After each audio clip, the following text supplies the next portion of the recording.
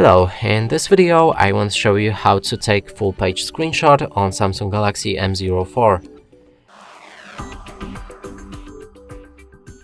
And to do this you'll need to open any app that allows you to scroll down, like a settings or any web page, whatever you like. Now when you're on top of the page, click on the power key and volume down key at the same time.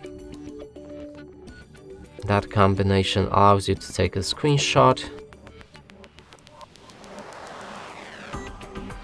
Now keep pressing on that button until you reach the bottom of the page or you're satisfied with the amount of the screenshot.